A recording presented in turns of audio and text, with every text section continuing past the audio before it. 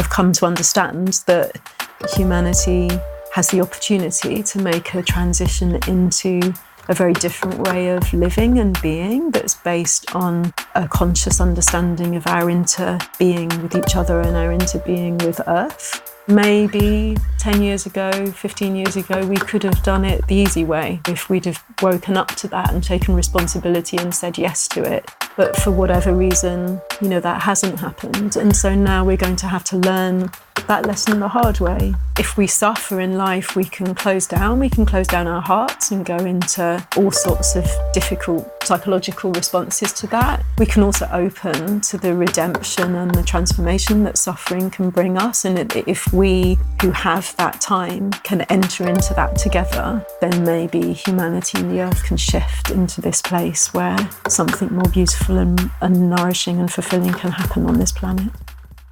Welcome back, everyone, and a hello to all our new listeners. Welcome to the community. Thank you to our newest patrons, Charlie Robinson, Marina Iverson, and a few that have asked to be anonymous.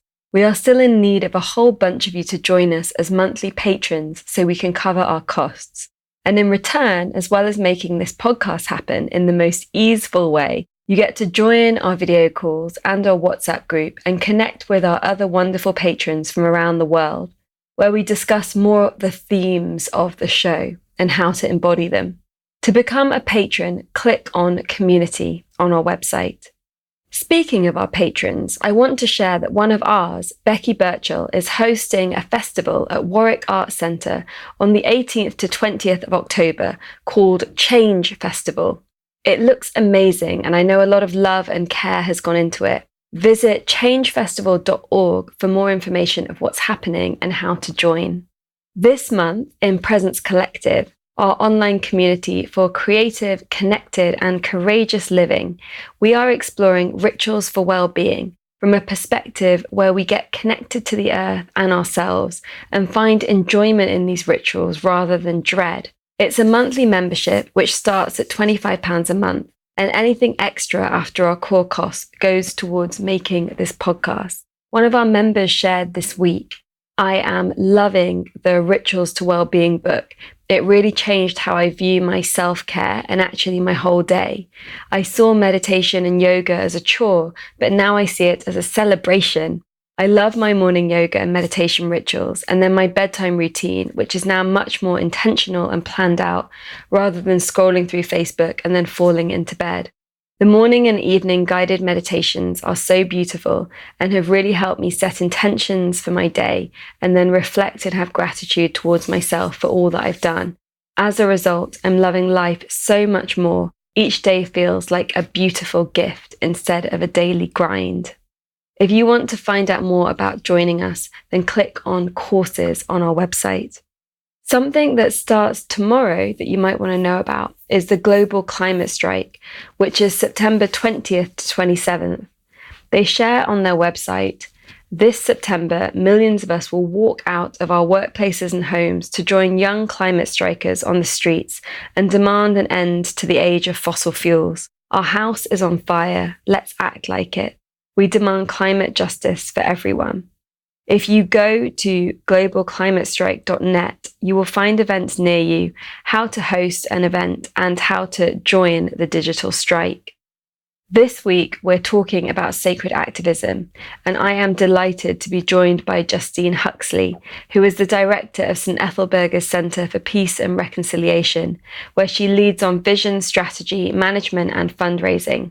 It's an incredible space that offers many interesting events and courses and inspires and equips people from all backgrounds to become peace builders in their own communities and lives. We hope to do some events there next year. Justine's raison d'etre is bringing people together and co-creating innovative projects rooted in worldview of interdependence. Her biggest achievement is building a dedicated and passionate team who she feels privileged to work alongside. She has a PhD in psychology, and her first job, usefully, involved training an impossibly grumpy camel on a small Danish island. Her first book, Generation Y, Spirituality and Social Change, is a reflection of 6 years of work with the younger generation of St Ethelburgas.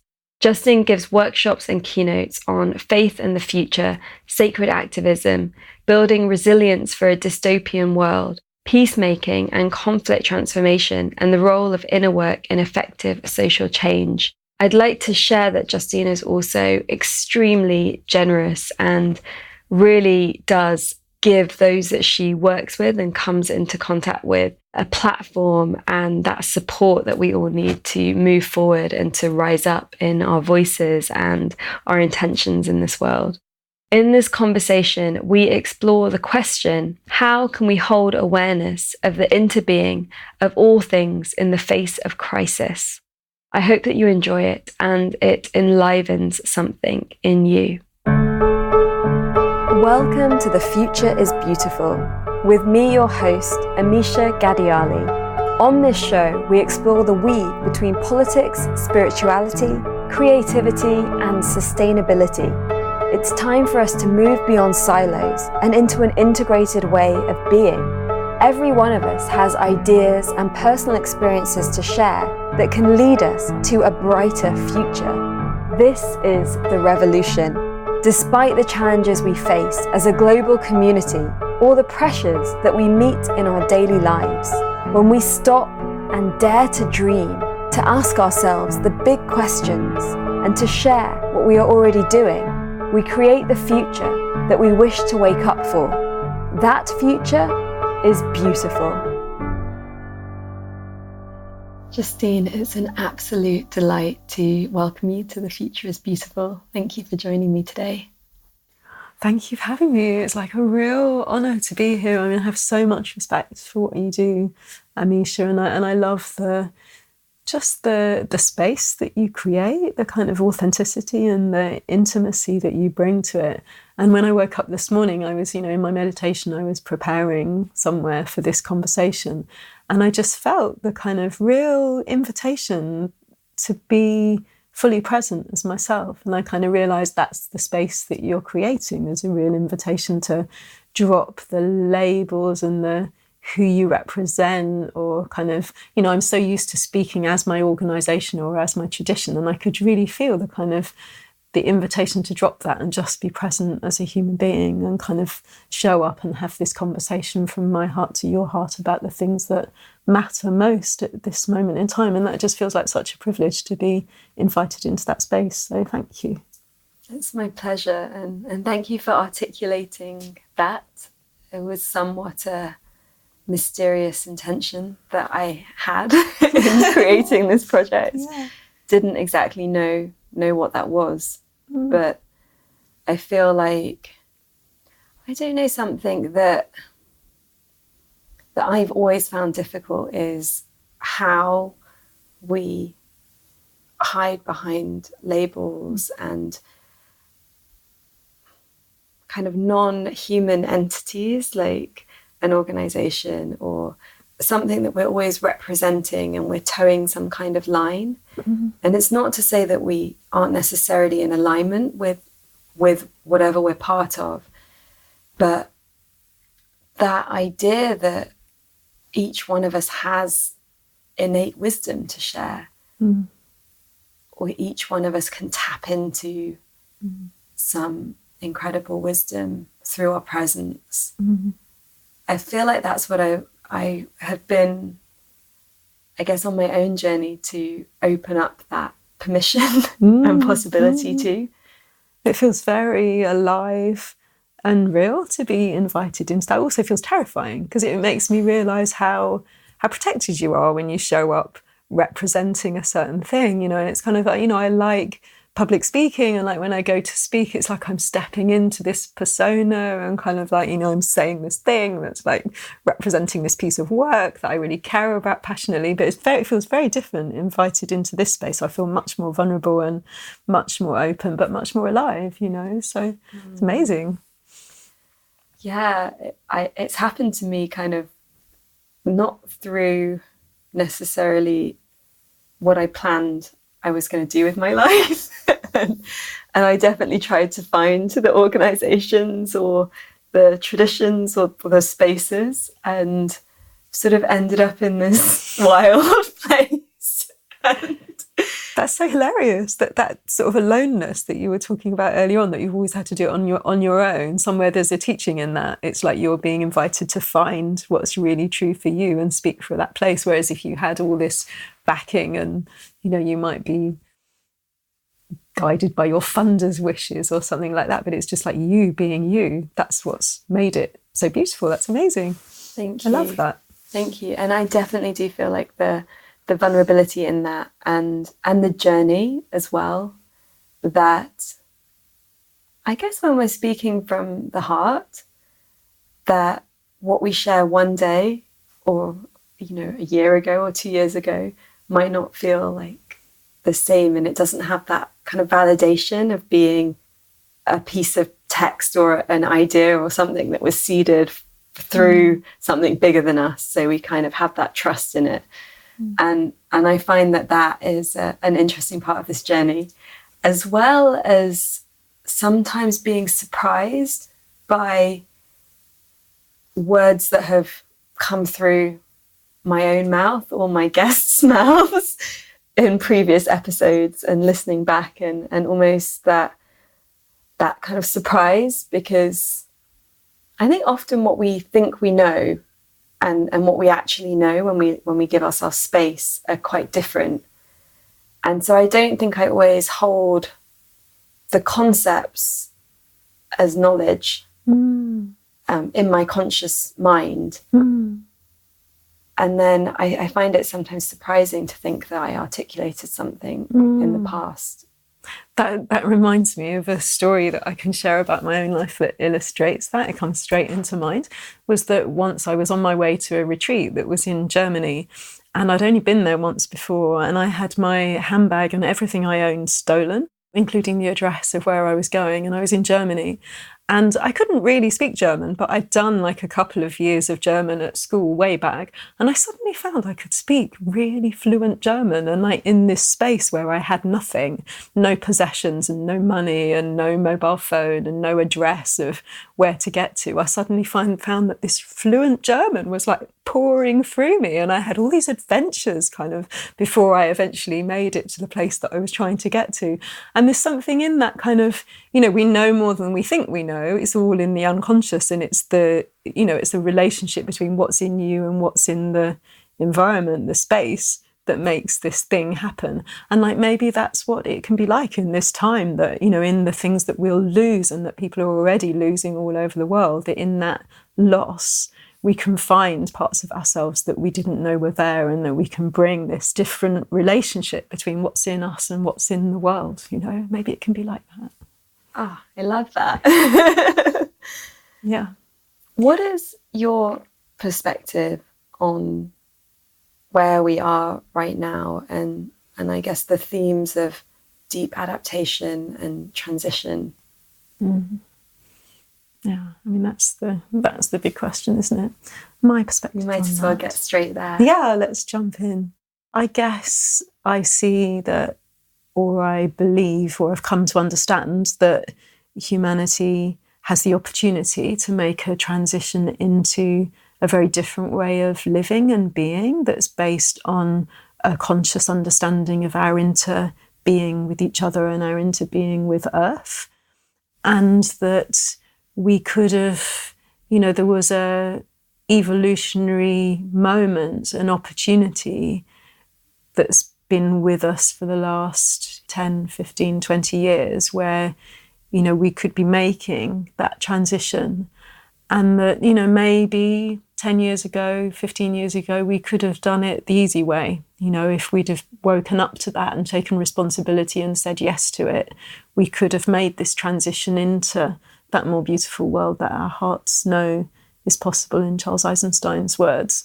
But for whatever reason, that hasn't happened. And so now we're going to have to learn that lesson the hard way, and the hard knocks and shocks and hardships and pressures that are happening all over the world and that are coming our way very fast. We will learn through that doorway rather than through the doorway of grace that we could have stepped through. So I feel, there is tremendous darkness and challenge and difficulty happening all over the world that we really need to wake up to and properly face, properly integrate into our consciousness that, something is well and truly over and there are very challenging things coming our way, but to not lose the relationship with that transition can happen through the collapse, that collapse and transition can happen simultaneously. And so that we who have time to prepare, and like many people around the world have not had the time to prepare or the luxury of thinking about these things and having these conversations the way we are, but we do have that luxury and that space. So let's really use it to properly prepare ourselves psychologically, spiritually, practically, from the point of view of solidarity, and to really step into that space where we know what is coming has the power to take us where we need to be. And that just as if we suffer in life, we can close down our hearts and go into all sorts of difficult psychological responses to that. We can also open to the redemption and the transformation that suffering can bring us. And if we who have that time can enter into that together, then maybe humanity and the earth can shift into this place where something more beautiful and nourishing and fulfilling can happen on this planet. But for us, it's more a question of how can we go through this initiation of enabling those facts to come all the way in. So we don't just understand it, we properly internalize it and come into relationship with that. And, so we're developing this process that's enabling the people that we work with in London and in the UK to take that initiatory journey. And we're really wanting to build into that a dimension that's about making connections and bridges with people all around the world who are experiencing that collapse, and trying to do that in a way that's not extractive, so that it's not about us, we need to learn from these people who are experiencing collapse and we in order to prepare ourselves better, but that we can build in a model that demonstrates how the injustices that are coming, that are present all around the world and that are there in the experience of collapse can be kind of made much more transparent and conscious, so that when we enter into that experience ourselves, as it comes closer and closer to kind of our personal lives, that we're also holding in our hearts the people that are there already and the experiences that they're having. I'm interested in this, I guess, this notion of accepting and understanding the concept of collapse, as a human being, of a societal collapse as we know it. Can you share a little bit more about that, maybe as an initiation, as you mentioned? Yeah, one of the lenses that we use to explore this is the opportunity in crisis. And, again, you have to be very careful how you use that phrase, because it could seem naive to someone that's in the middle of that experience and struggling to see any opportunity in it. So just putting that around it as a caveat. But that we have, through the experience of hardship, through the experience of knowing that we may well have extreme weather that tears our lives apart, that we have food shortages that mean we don't know how we're going to find food or where we're going to eat, that we may lose our homes, that we may lose all sorts of aspects of our way of life, that within those shocks is the ability to see how dependent we are on each other and how dependent we are on Earth. So there's this profound opportunity for those aspects of collapse to push us into this different way of thinking. There's also tremendous spiritual opportunity, because spirituality requires going beyond our attachments to material things. And so we stand to lose a lot. And it's like, can we enter into that losing with an understanding that we discover what's real, that we lose what's superficial and that we discover what's real? And can we enter into the experience of facing extinction, our own death potentially in these events that are happening everywhere and are on our horizons too.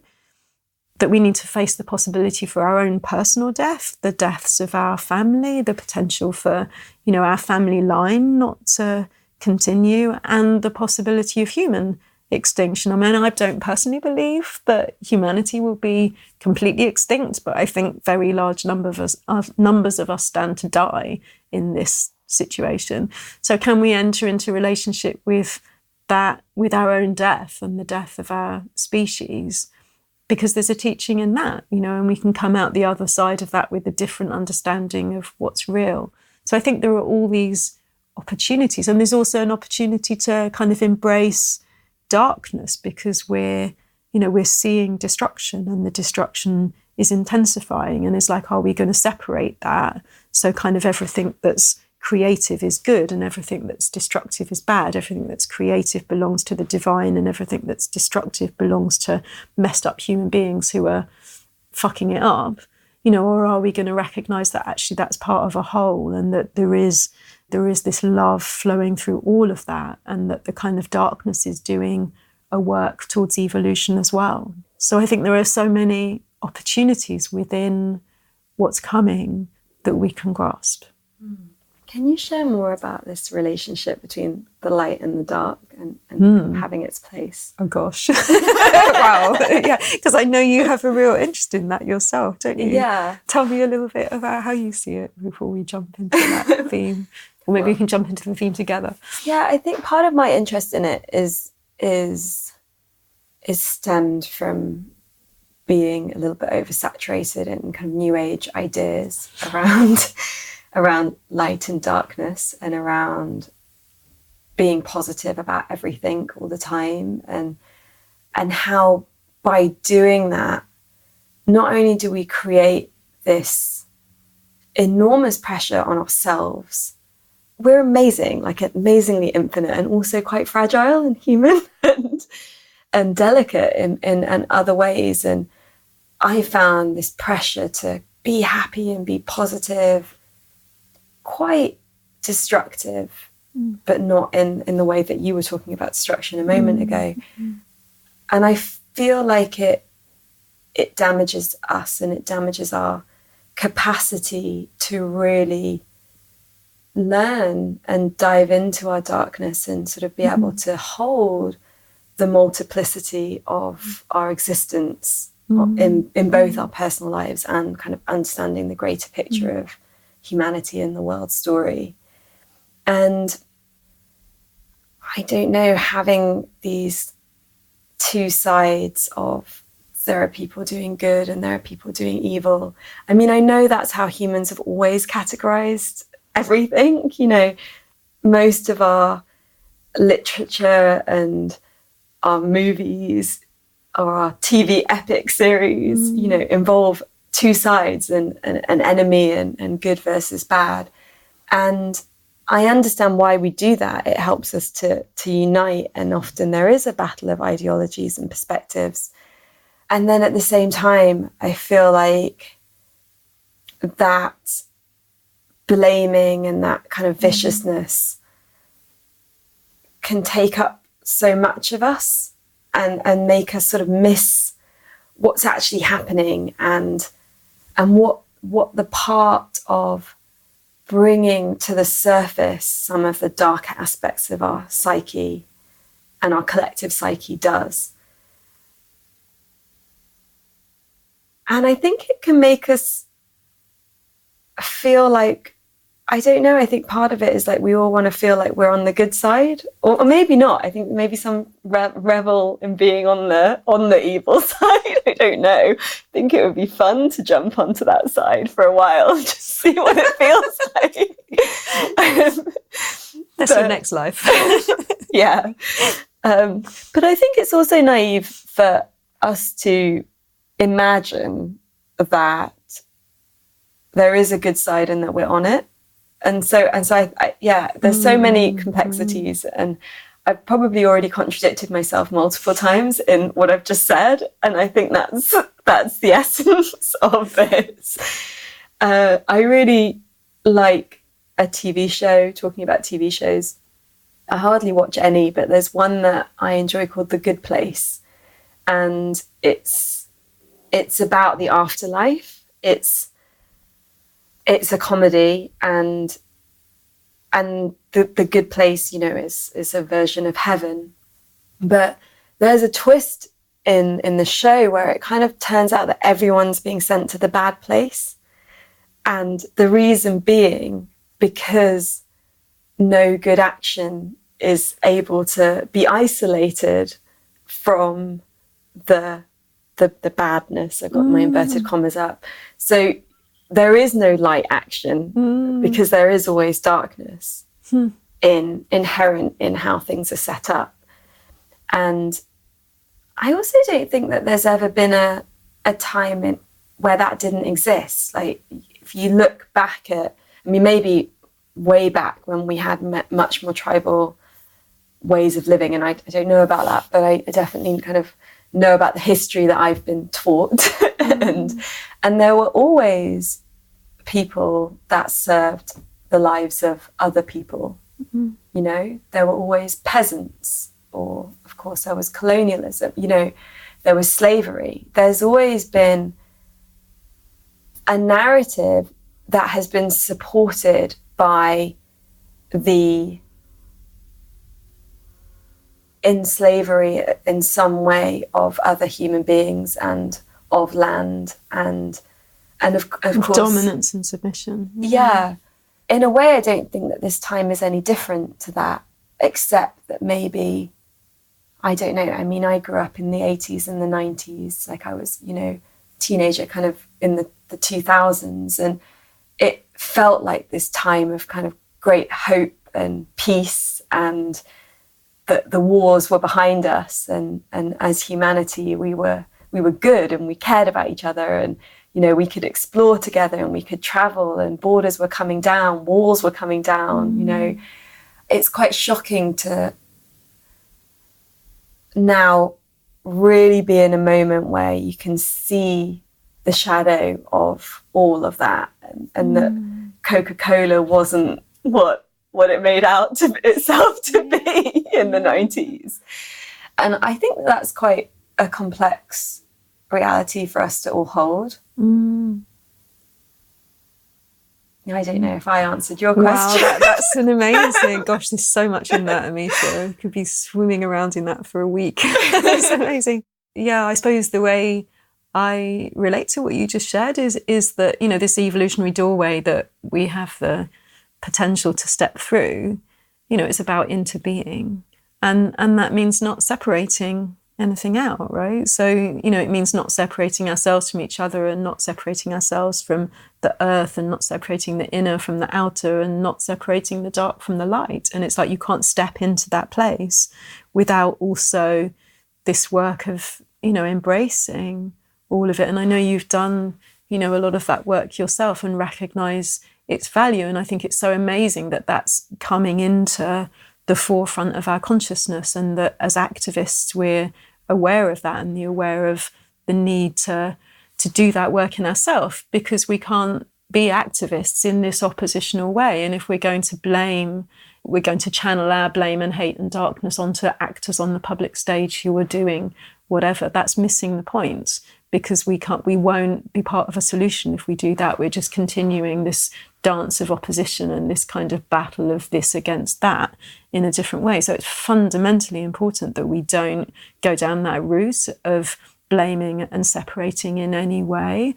Extinction Rebellion have done a really good job of that culture of like no blame. I think that's so important to their success, to not separating out, okay, these are the good guys and these are the bad guys, because we're all in this together and we're all complicit in what's happening, to whatever degree.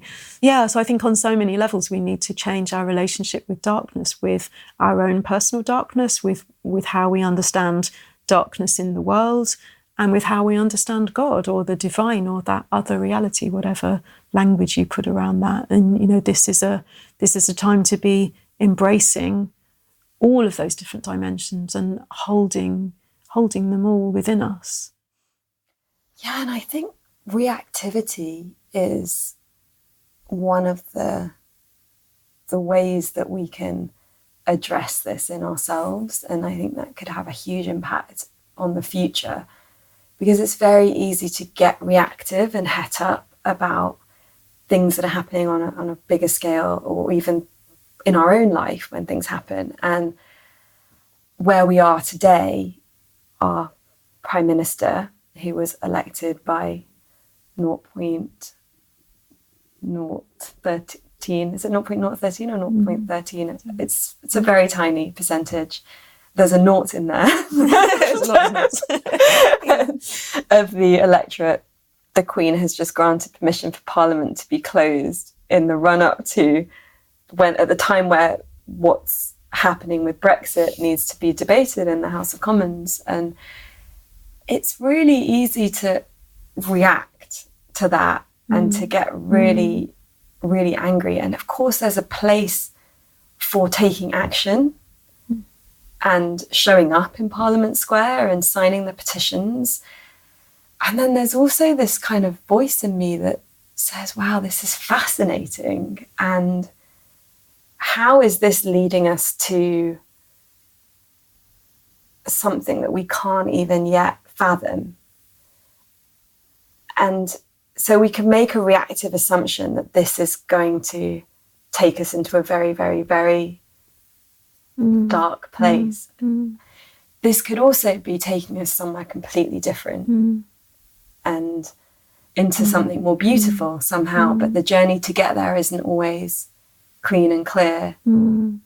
I feel like in my own personal life, this past 2 years, actually, I didn't feel in this place when I did the very first podcast interview with Charles Eisenstein, but I didn't actually launch the podcast for some months afterwards. And been in this cycle of like 2 years of quite intense darkness with what's been happening in my life. And I had this sense of kind of failure of like, how am I in these situations now? Like, how did I not know better to get here? Like, some of that new age kind of language seeping into my consciousness. How have I created this for myself? And I don't know, I've landed somewhere where I can feel a deeper resilience has occurred, like through this exploration into more of the darkness in these past couple of years. And I can see throughout my life, there's been huge chunks of kind of going into some epic darkness. And then, you know, huge chunks where things feel in flow and wonderful and you feel like you're in that flowering part of the garden. And yeah, I land feeling more ready for whatever's next and whatever's coming. And then able to see, okay, this was a personal initiation to be able to hold a bit more space. And it involved the death of various concepts that I had about myself, about my life, about my future, about my place, about some people in my life, all these kinds of things. And it's not an easy process, because there's part of us that always wants to just hold on to what we know. But we don't know what's possible if we're able to let go of what we know. Yeah, I think that's so important, what you're expressing, that, you know, that we don't know. We look at what's unfolding and we can't judge from our limited perspective what's good and what's bad, and, you know, where it's leading us. And, like, you know, because for me, a big part of why we're in this mess is because, you know, we think human beings are in control. We've lost relationship with that greater thing than us that keeps us humble. And we've come into this place of hubris where we think we're in charge of everything that's happening. We think humanity owns these things. They're just resources for us, you know, and coming into that space of not knowing is like we can't find the answers or move through it if we go into it thinking we know, because we wouldn't be in this mess if we knew, would we? It's like that. So I think you've expressed really beautifully that need for that openness and that not judging what's occurring, and really staying rooted in the humility of that we really don't know. And so we're talking about the mystery. And I know that your tradition is the Sufi tradition, which does speak about the mystery. Can you share how your faith and that community has supported you in your journey and kind of supports you now as we enter the space of these bigger moments? Well, lovely question. Thank you. I don't get asked that very often. So as a child, I was like looking for this understanding of what I could feel around me, and that everyone has those moments of aliveness and experiencing the magic of kind of, wind on the cliffs and the power of the waves and the sound of the seagulls and the unity of all of that. And as a child, I was looking for something that spoke to that had a language for it, or that made it real. So I went on this little journey myself as a teenager, and because I'd had no spiritual or religious upbringing, I think I had a real openness about all of the traditions, and kind of, started looking for all these different things, and looked at shamanism and looked at Buddhism, and there was always this moment where something didn't fit. And, I knew that I couldn't accept a story that was, this is the only way to truth. This is true and that is false. I couldn't accept that. I could only relate to a teaching that said there are many, many ways to that truth. There are many ways to God. And Sufism was the first tradition I found that said that very transparently. There are as many ways to God as there are breaths of the children of men, was what Jalaluddin Rumi said about it. And it was like, oh, that I can really relate to. And I think the other thing I really wanted to hear was to do with equality of gender, something about only the men being the ones that could, have a relationship or transmit this higher wisdom. That didn't feel right to me either. So I couldn't walk into a tradition if there was any kind of gender disparity. I was kind of out of the door. And I heard those messages in Sufism of that equality.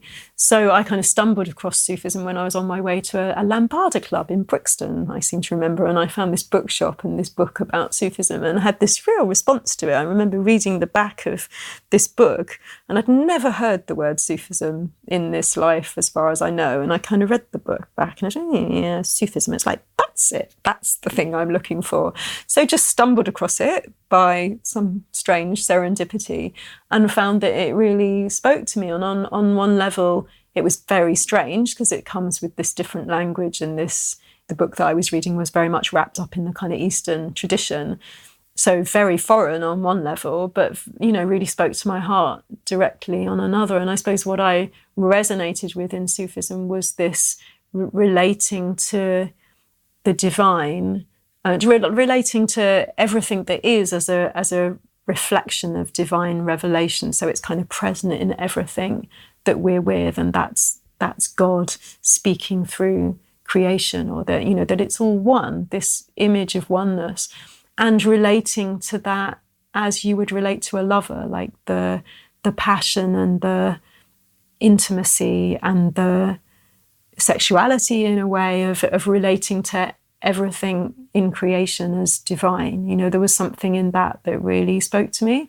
And also meeting a teacher. I think real teachers are so rare in our times today. I think there's, there are amazing people out there, but people that have a living tradition in them that will properly come into relationship with you and guide you on that journey and take you further than you could go by yourself, and help to smash the things in you that you couldn't smash by your own resources. I feel that that's precious beyond measure. In my work with the younger generation, I see so many young people who are being that for themselves, and there's something very real and very alive in that. And I definitely experienced the spiritual but not religious, and the kind of going beyond tradition as being something real and good and alive that's necessary to our evolution. And at the same time, I can't imagine walking through this world without the guidance of someone who's been beyond anywhere I could achieve myself. And I feel blessed and humble beyond belief to have had that relationship in my life. That's so beautiful. And I think, Sufism has a lot to say to the needs of the moment. And I stepped into this work of service in the years after 9/11. And there were many, Sufism was very, very hidden before that time. And, Sufis were not present on the internet. And, you could live next door to a Sufi for 20 years and never know that. You could even be married to a Sufi for 20 years and never hear them talk about it, because it was always kept very secret. And after 9/11, there was this movement in Sufi lineages to actually come out of this cloak of secrecy, because Sufism had something to offer to that situation that was about tolerance and about building bridges and about recognizing different realities and recognizing this oneness beneath surface events. So that, in a way, 9/11 was my kind of doorway into that service.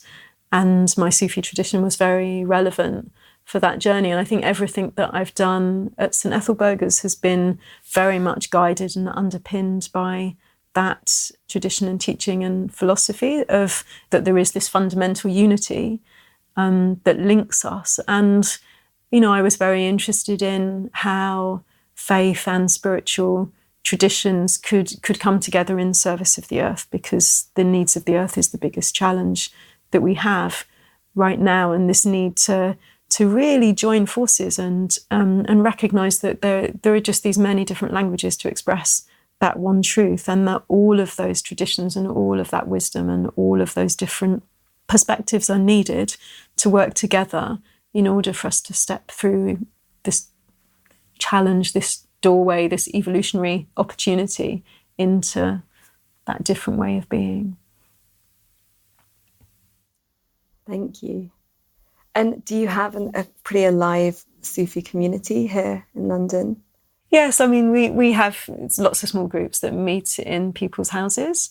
And also my sheikh's son is working very much with the younger generation. He's a very powerful teacher who's bringing those teachings into this much more grounded, manifest way of being, with bringing mysticism into the everyday and into how we live in connection with the earth in a very physical, grounded, alive way. I've been embedded in that community for 20 years, and, they're my family, they're my spiritual family, and it stretches around the world. And that's immensely supporting to have those links and connections. But of course, through my work, I'm also connected to all sorts of other traditions and people outside traditions, which are equally nourishing and valuable. And so I feel very much supported by my own tradition, but, hugely part of something much, much bigger than that crosses all of those boundaries and has all of that wealth of wisdom coming from different places in it as well. Yeah, wonderful. I love that this weaving that feels at the core of your work and St Ethelburga's work of bringing these different faith perspectives, bringing these different age groups together, just creating a whole mix of diversity and openness and ability to keep seeing things from another perspective, to keep expanding our capacity of perspective.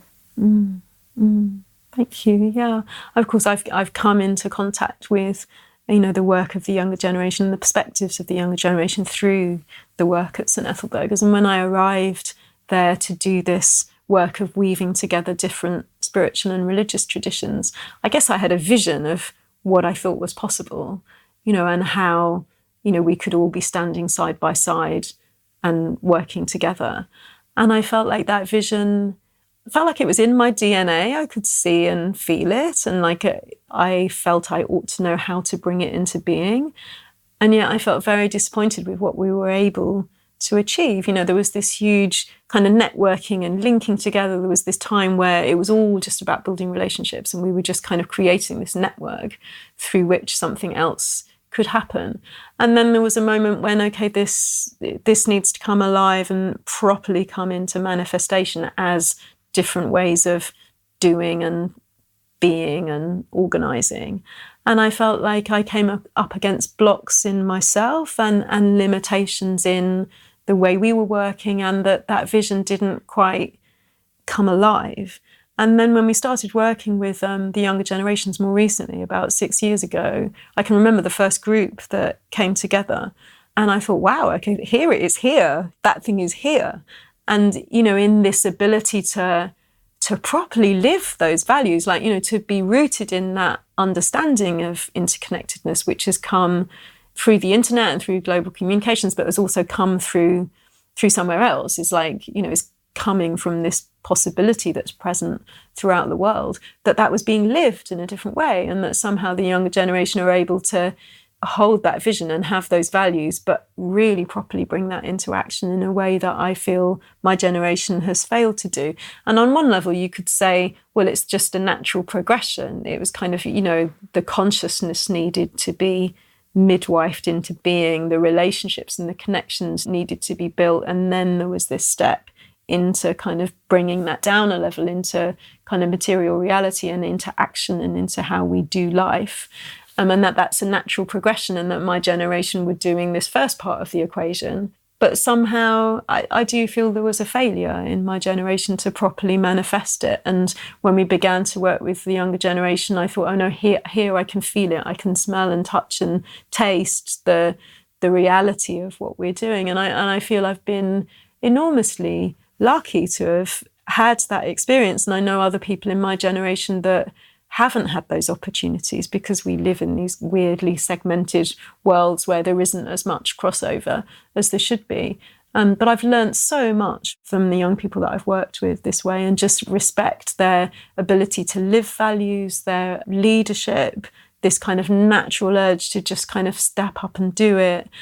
And just this spark. And I think this, that was what prompted the book that I edited, which was about the stories of the younger generation, was really recognizing this regenerative spark that's present within the younger people, that is not just the energy of youth. It's not just the kind of natural bounciness of younger people. There's something very special and unique there that I believe is divine grace operating through that generation. There is this spark of the future, this DNA to kind of build something and bring it alive. And I've been enormously touched and moved and inspired by that. And I think at a certain point in my work at St Ethelburga, I felt like actually what your work is really about is serving that spark, is being in service to that regenerative energy that can, rebuild our future.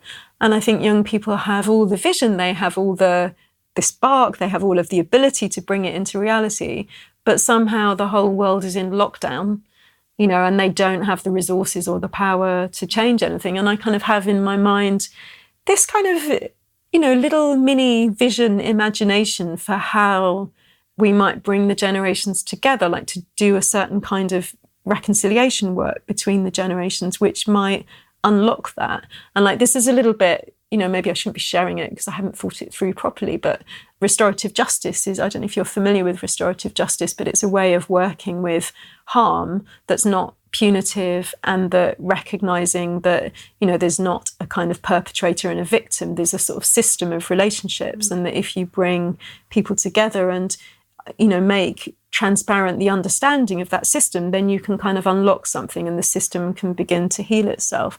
And I can just see in my mind the potential for us to bring the young people that have got the vision, the activists who are really working for change, together with the older generation who've got the power and the resources and the real potential to do something. And if we set those conversations up a certain way, then the older generation would be able to catch that vision and see that spark, and something would get unlocked, and maybe the power and the resources would start to flow where it needs to flow for real change to happen, or that there could be a working together in some way. Yeah, because I feel like sometimes we need to almost see each other's fear and see each other's pain and see each other's sparks in order to be able to let something go of where we are. Mm-hmm. Mm-hmm. I can feel it even in myself, like having worked on these projects kind of without being able to find the right support. And, I've asked, like, in lots of different directions. And then at some point I just created a narrative like, that's not possible. Like, there is no support for this kind of work. And I noticed it when you and I were talking actually before we pressed record, almost like how that scar almost wants to block any possibility of a different way. And, you know, that's a micro example of something that's playing out in all of us, because we all have these scars, you know, these very human scars. And a lot of people of older generations that have resources, for example, from their perspective, they worked their asses off for that. And they weren't given the freedoms that they wanted in their own personal lives, for example. Like, you know, they were doing what they were taught to do. And so they might see some of these younger ways and think that they're foolish, or that they lack the same level of, you know, hard work because it looks different. And I imagine that as well, you know, it's easy to sit on one side as a I mean, I don't think I'm one of this generation that you're talking about. You're like, on the cusp, aren't you? I don't know. I think I'm maybe a decade older. But you know, it would be easy to look at somebody that has a lot of resources of an older generation and kind of see them as like holding on to something and not getting their vision, maybe not wanting to create that level of change. And it just reminds me of how difficult it is to keep opening ourselves up on a personal and also on a collective level to new possibilities. And how on a collective level it can be even harder, you know, in a community, if you're articulating another way of doing things, even just trying to get that support to get something going that's different can be really difficult. And I don't say all of this to be like it's too difficult, but just to recognize that difficulty so that we can have more compassion with ourselves when it comes up in us, and we can catch it quicker. And also that we can recognize why others of different faiths, of different generations, hold so strongly, it feels sometimes, to notions that don't make sense. Wow, there's a lot in that. Yeah. I think one of the responses that comes up in me when you're talking about how this wound can create this block in your sense of possibility, you know, I've seen in myself, and I think worked through it now, but also seen it in many activists of my generation, this particular quality of despair that comes from having worked our asses off for however many decades to try and create this change, and not having been able to get through this block and not being able to create this deeper transformation. And, you know, in the work that we're doing around deep adaptation, I feel that that's one strand of work that some of us need to do, is to really recognize that we're somewhere. It feels to me like we've gone round a spiral. Like we've spent the last 15 years, 20 years going around this spiral of possibility about how we could have done life. And for whatever reason, it didn't work out. And now we're back in that place again, kind of doing it through hardship. But there are many people of my generation that really need to let go of the pain of our sense of failure and our sense of not having brought about that transformation. And because that really stands in the way. And like there is this other opportunity coming in this new wave that's being demonstrated by the formation of Extinction Rebellion, Jen Bendel's work, and Greta, and, you know, this kind of new wave of narrative and action that's coming, that's representing this beginning of a cycle of transition through collapse.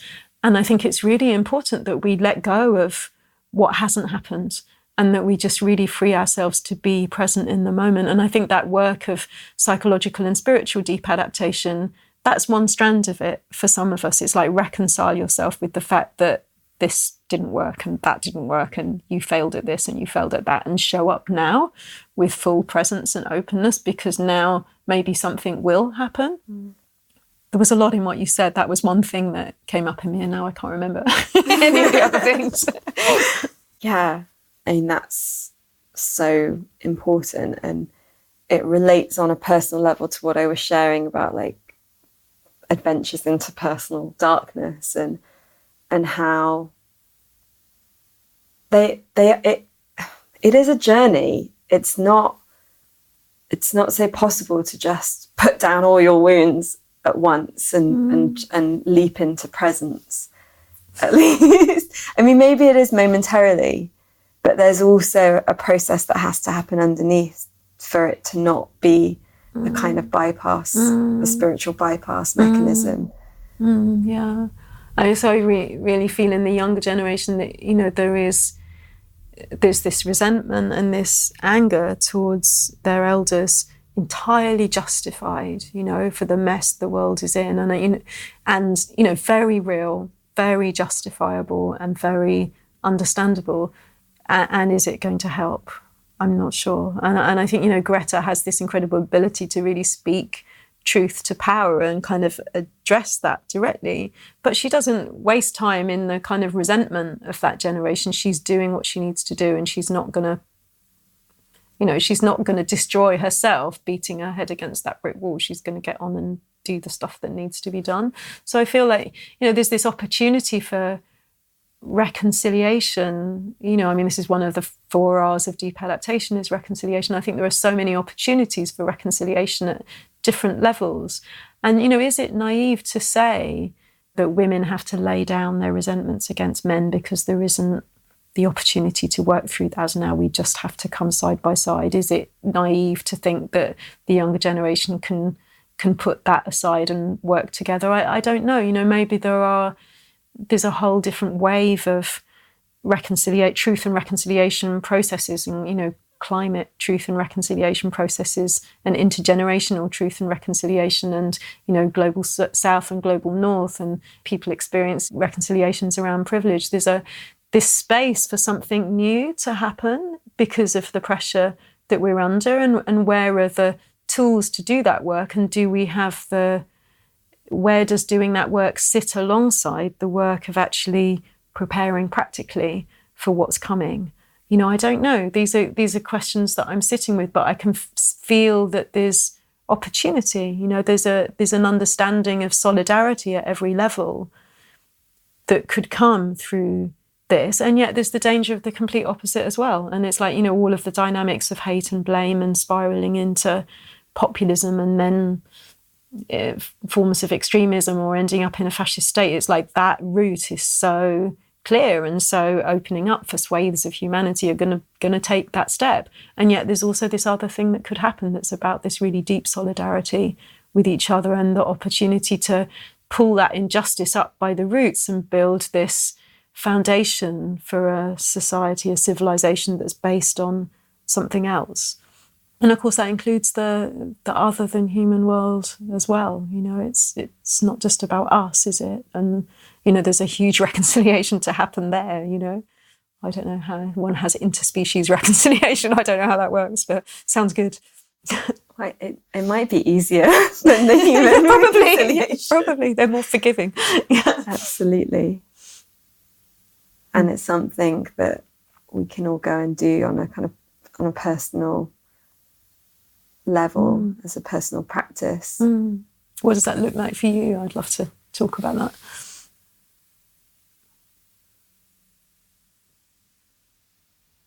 I feel like a big part of it is understanding where we have become disconnected from our relationship to the earth and to the ecosystem of earth, and the interbeing and the interconnection. And being able to do that in a way that is again, without the shame. So it's like just kind of able to see, okay, like I built my life like that, like this, but I didn't know better at the time. And so being able to, free ourselves from the past, as you shared, and find ways to include a love of the natural world in everything that we do. And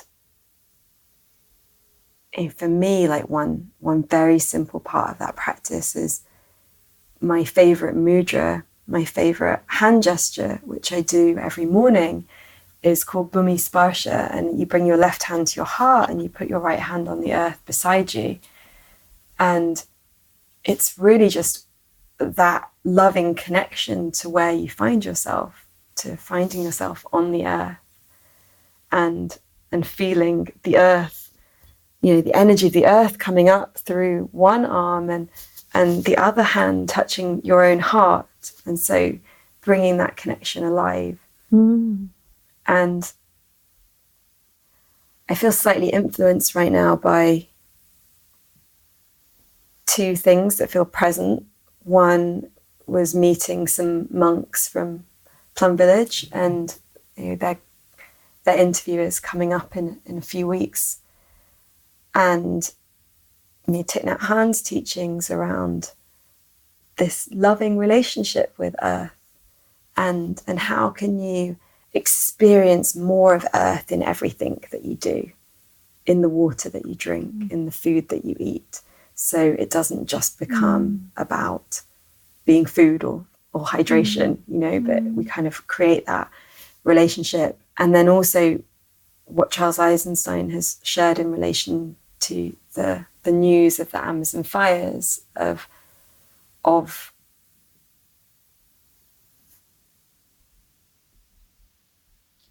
celebrating the sacredness of earth and your love for earth in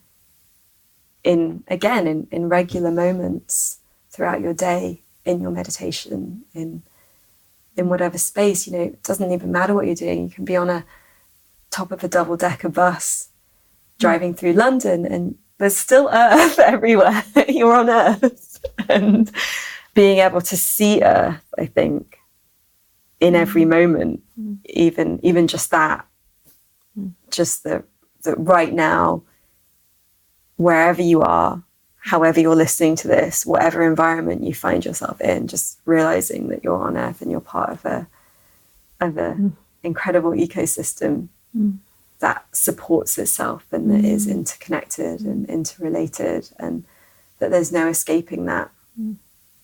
Yeah, that's so beautifully put. I love that. Again, it's all of your responses are so rich. I feel like my mind's going in lots of different directions. But my feeling is that connecting to the sacred, that's the language that I would use, but being in relationship with what's sacred in the physical created world, whether it's this beautiful green furry sofa that we're sitting on, it's velvety rather than furry, or, a beautiful green forest that we're walking in. Is like the same thing that's moving through and that's underneath and there's within those things, and that we can relate to the surface of the sofa or the surface of the tree, or we can relate to the thing that's beneath that.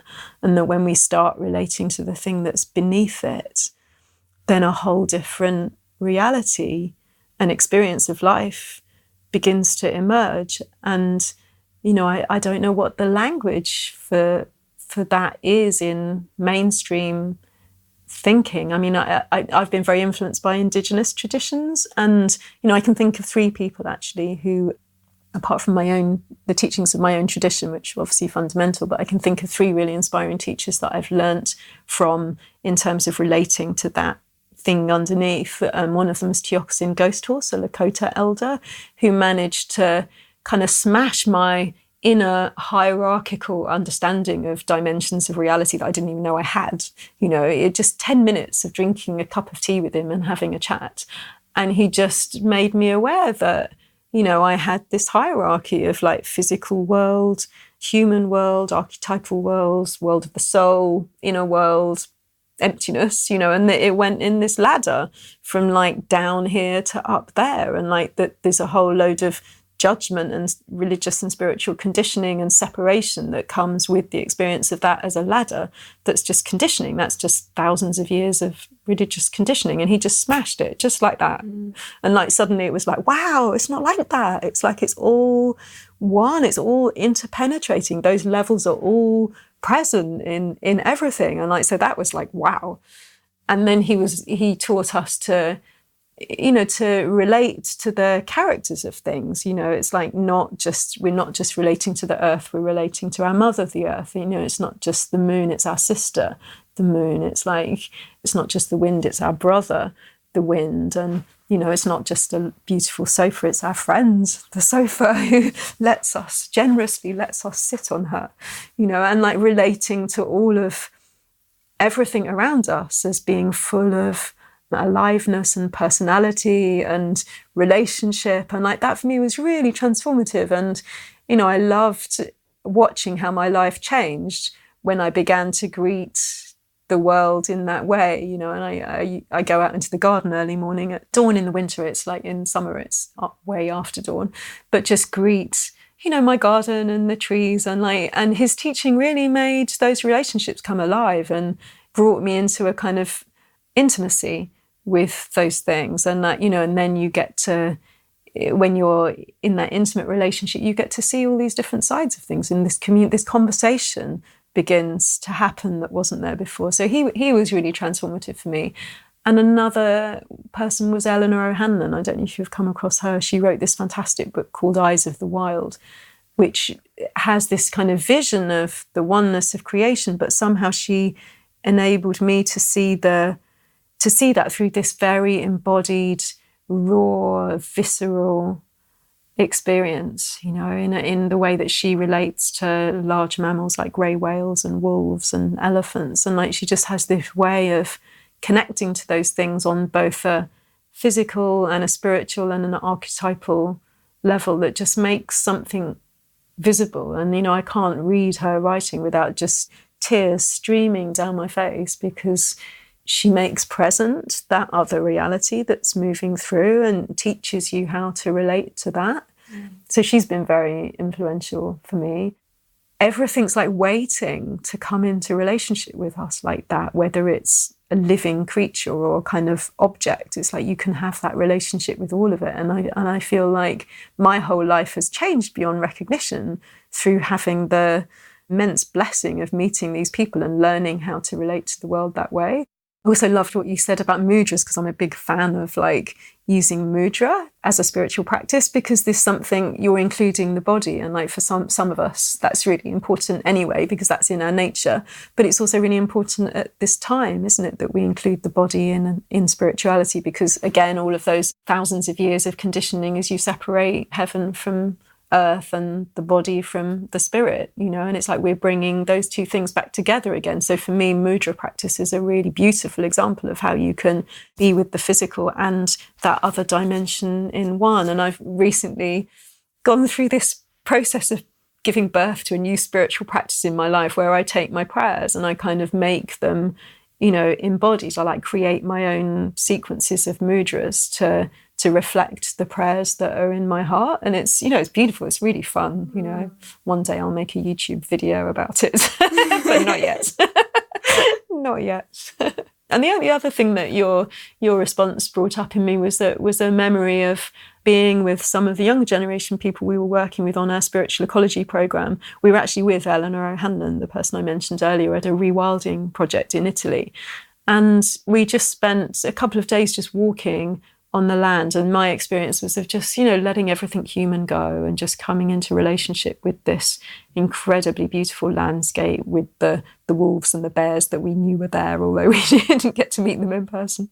Just allowing things to fall away and come into that rhythm that forests and mountains can help you to come into. And then from that place, beginning the work of designing our projects and planning our work. And for me, it was a very memorable experience, because we have this idea that we do regenerative culture, or that the inner and the outer together, or, and sometimes it's like the inner can be over there and the outer can be over there. And we can go, okay, now we're doing regenerative culture. And now we're coming back and we're planning like lunatics, the kind of, the next phase of our activism, and actually kind of weaving those two things together. I feel like we've got some way to go to kind of deepen that relationship. And there was something about being in this very deep space that had been created by walking in the wild and internalizing and coming into relationship with the peace of the wild, and then creating from that space. And that was tremendously healing for me, because I also saw how that came together in the younger generation, and this hope and this aliveness, and how creating from that space has the potential to really change things, And so being in that environment and seeing these young people create from this deeper place, and the seamlessness of that creation, was tremendously healing for me, and really brought me hope and inspiration. And I thought, no, we can solve this thing. We can. It's here. It's doable. Hello, this is Amisha. We are just taking a little break from the conversation here. On behalf of myself and the team, I want to say thank you for being part of creating a beautiful future. We make this for you, so that we will all have the vision, wisdom, and activism we need at this time to weave a new narrative. Can you help us with this? You can do that by making a monthly donation to the podcast to cover our costs. Just the equivalent of a fair trade banana you might eat, or a chai latte you might drink whilst you listen to this, will make a huge difference to us. Head to www.thefutureisbeautiful.co/community to become a monthly patron. And the other thing is to tell your friends about this podcast so they can tune in too. Send them a message or post on social media and let them know what you love about it. And whilst you're at it, leave us a review. And now, back to the conversation. Thank you for your loving beauty. What is your take on what sacred activism is? That's a great question. I think it's a really important question for us all to be asking each other and engaging with, because the answer's in there somewhere. And I feel like the language, sacred activism, is young. To my knowledge, it's a relatively new field to be talking about it in that way.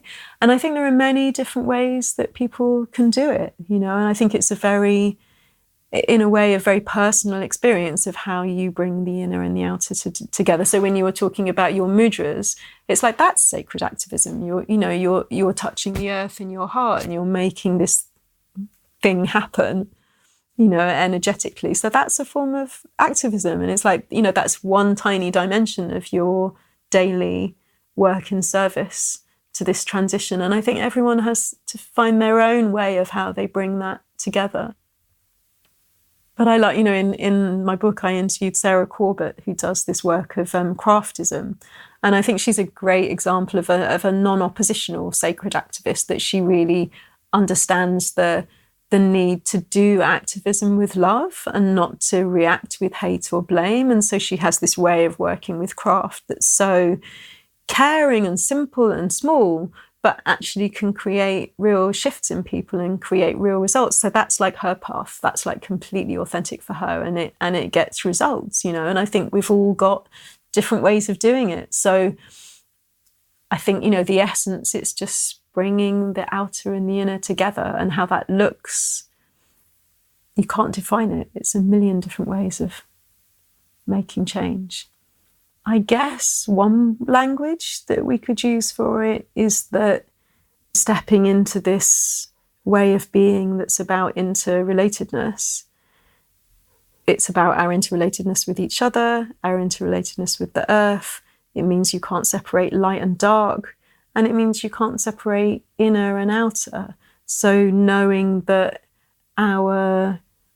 not just our state of mind and our psychology is going to impact on how we do change, so that inner work and that non-oppositional approach are really, really important. But also knowing that there are these other dimensions to life, and that including those in our activism is important. And I feel like it's one step to include the darker parts of ourselves. It's one step to include the darker parts of the world at large.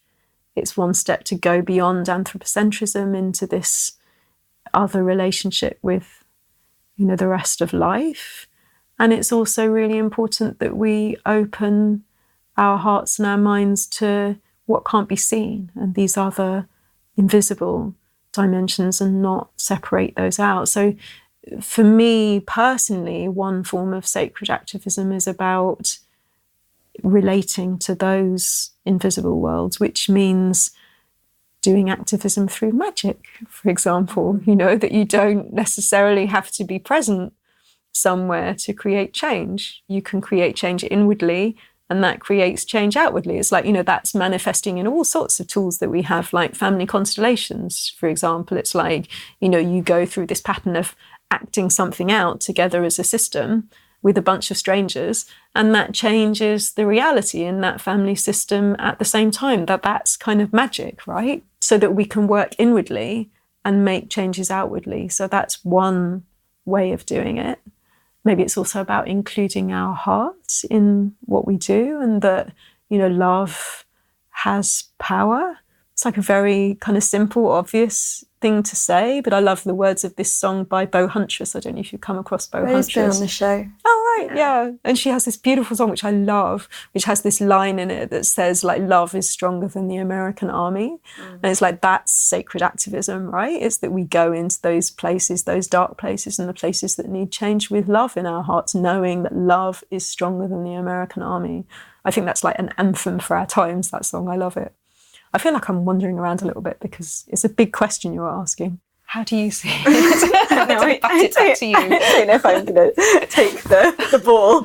Okay, fair enough. Well, because I think what was coming to me as you were speaking was what you shared about how that Indigenous elder smashed a wall that you didn't even know that you had. And that's one huge part of it. And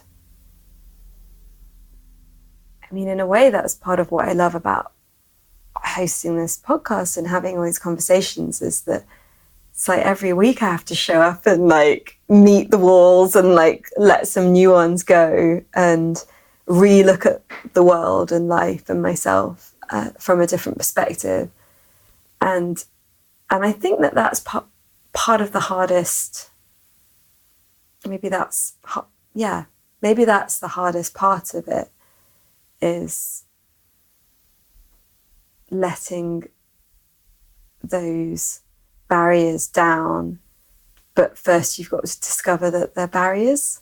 And you don't know that they're barriers until you start to question whether they are or not.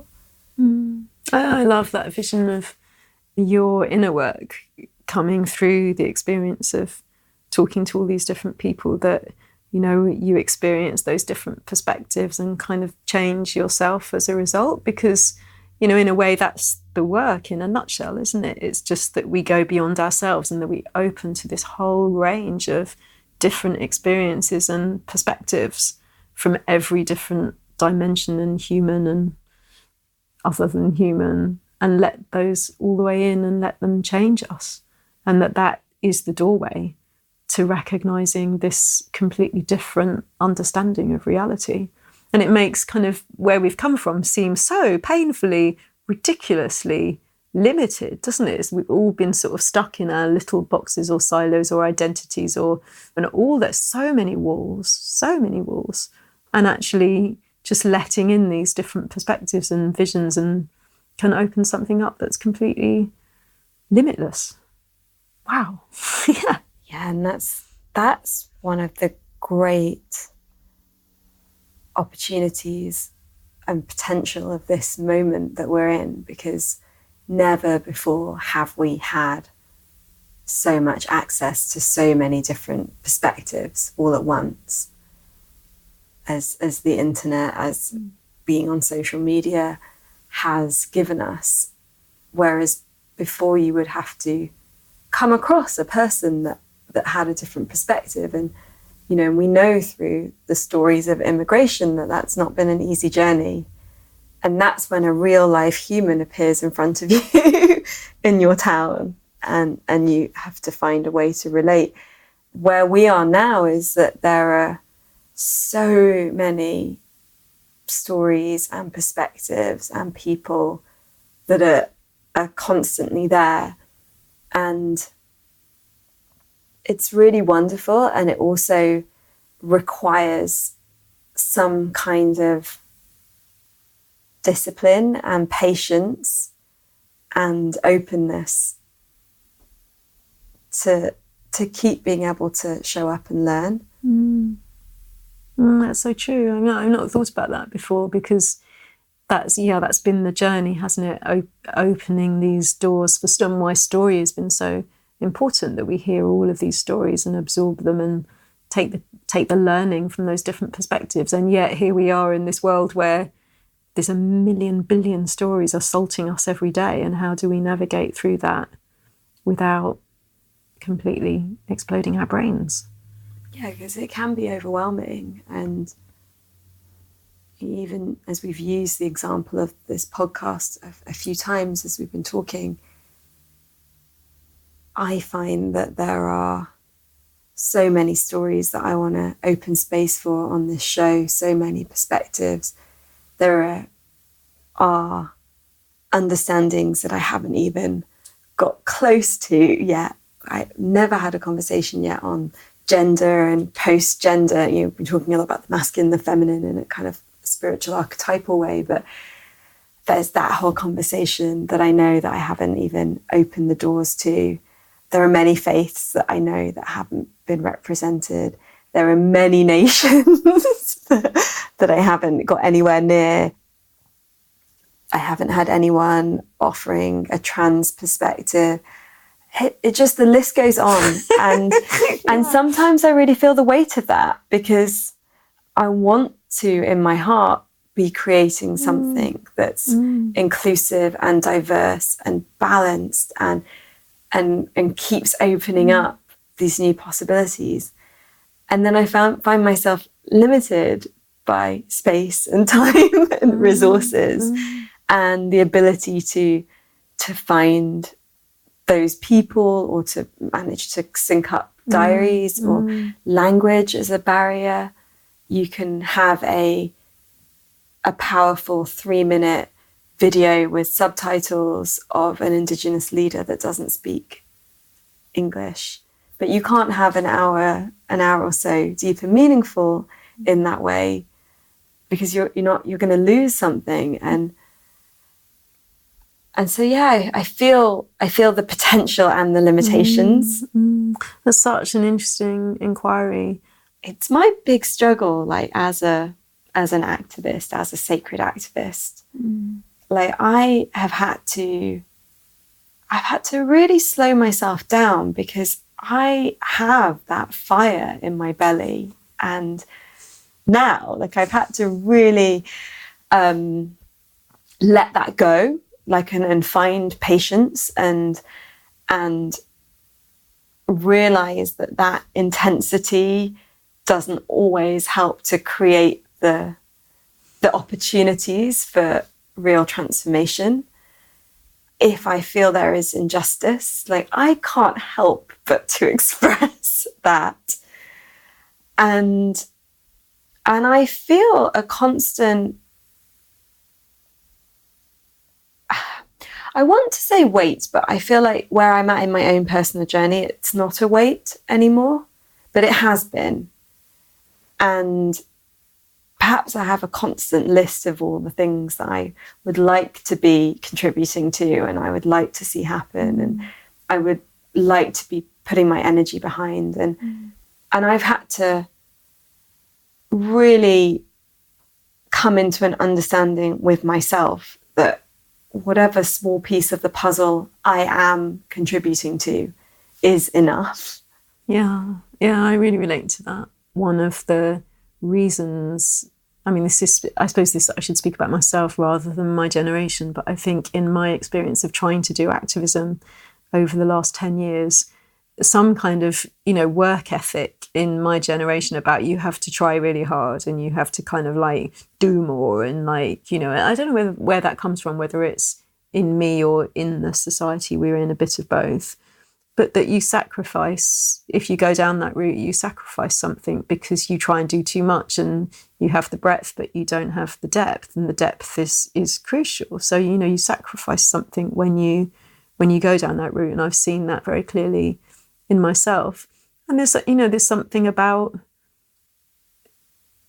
how we show up rather than the being rather than doing thing, I guess, and it's like, if we're present with all of us in the work that we're doing, with everything that we're bringing, every aspect of our being, and we're in touch with that bigger whole, then something can change through very small acts of activism. It's like, if we show up with the wholeness in us, meeting the wholeness in life, then something can really change.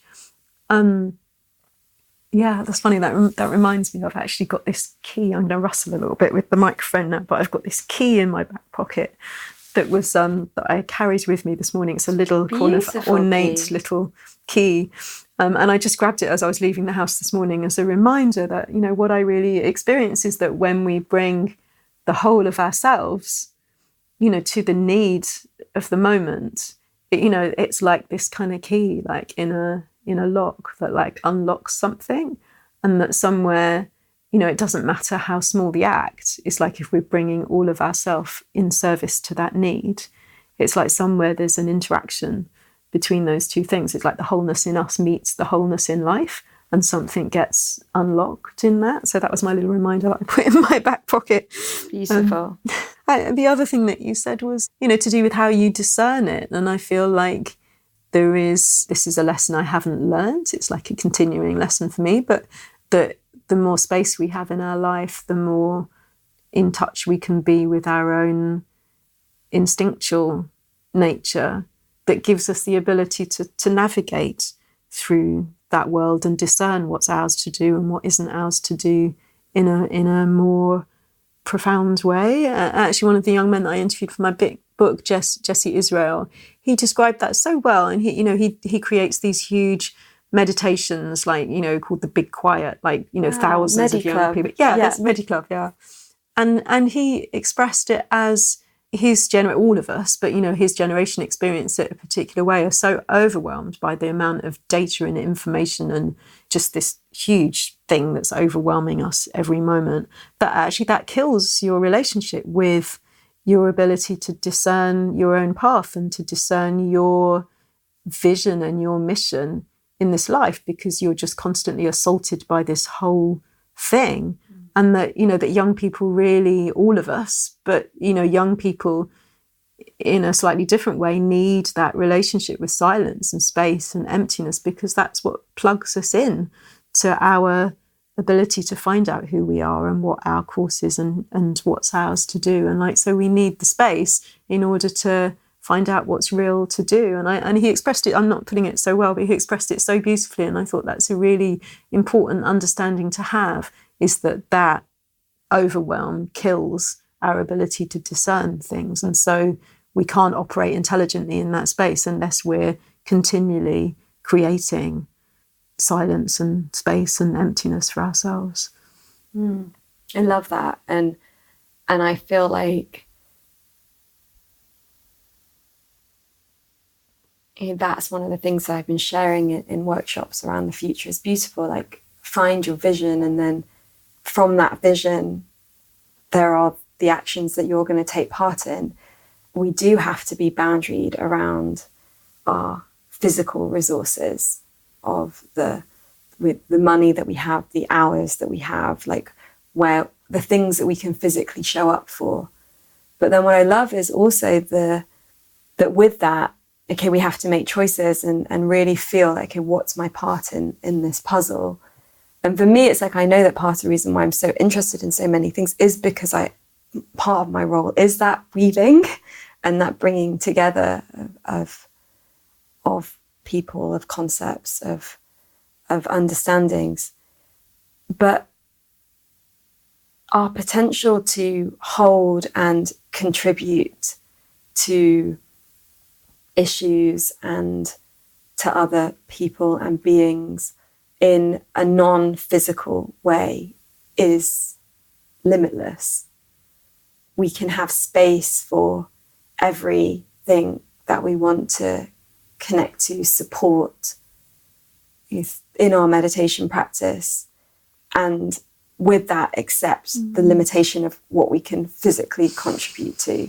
I think that's so important, what you're saying. And you know, you walked your talk in the way that we prayed together before and sat in silence together before we started this conversation. And as soon as we went into that silence together, I could feel this vast space of oneness open up between us. And it's kind of, you know, that is activism. That is like connecting to that space and being in that space and having a relationship with that space. It's like that is so, so, so important. And I don't know what language we use for that out there in the world where, you know, religion and spirituality can be very divisive and the words maybe no longer make sense, so much sense, you know, that there's this change in the way the younger generation are relating to that dimension and languaging it. How do we convey that to be present in that space and to have that inner relationship with that is a really, really important part of the activism that we're doing? Yeah, I think it's how I've actually been answering that question. But it's funny, I think at the start of these conversations, I just like to open up to not having an answer. And then I guess sometimes we pull in extra bits and we reinforce an answer that we already had. Or something like that, if that makes sense. Are you feeling that now? Yeah, that's what I would share if I was holding a sacred activism workshop, as I have been. But funnily enough, when I asked the question earlier, I forgot the answer. Like, you know, because of being open to there being a completely different answer.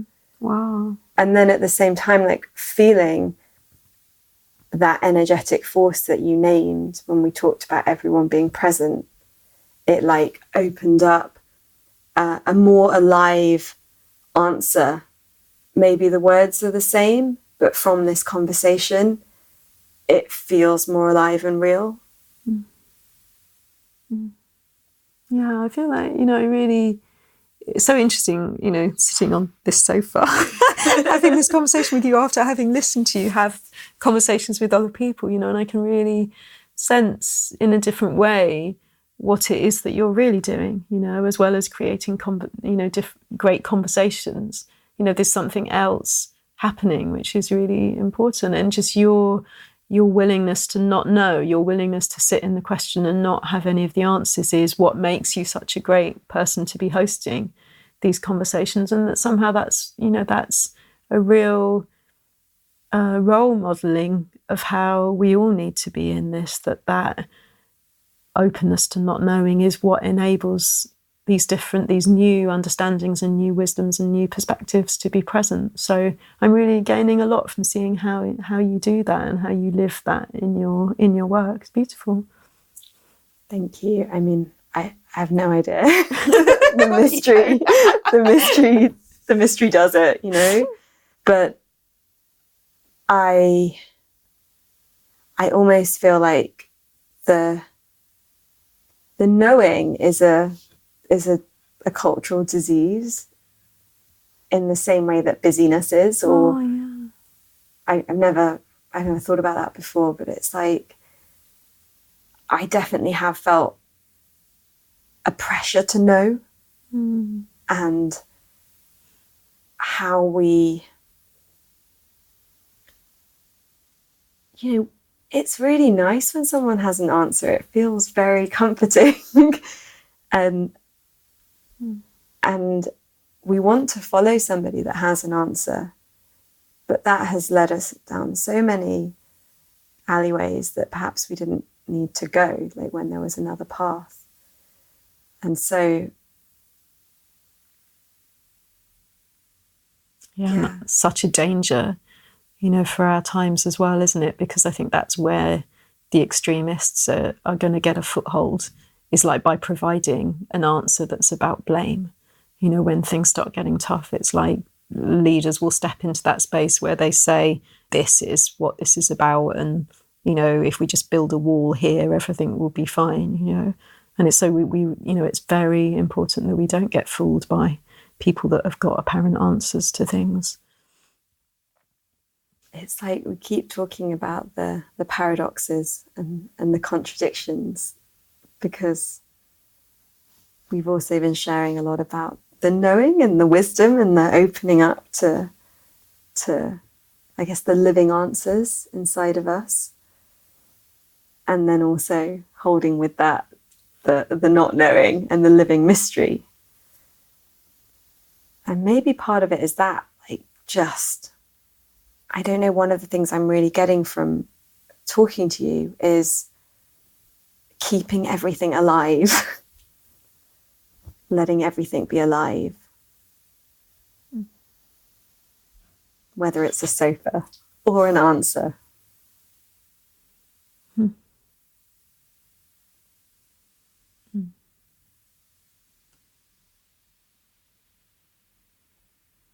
Yeah, there's something that comes back to my little key. You know, there's something in this alchemy between where what's most alive in us meets what's most alive in what's around us, and then this kind of magic can happen. Beautiful. Thank you, Justine. It's been such a pleasure. I've so enjoyed this conversation. It's been really magical and vast and amazing, and thank you. Me too, really, thank you. It has a sense of being a ceremony, these conversations for me, and often there's like the chaos of the organizing and the schedules and all of that kind of side of it, and neither of us slept well, for example, and then it's like you sit and then you open up that space and allow something else to happen. And to let it move you, to let it move me.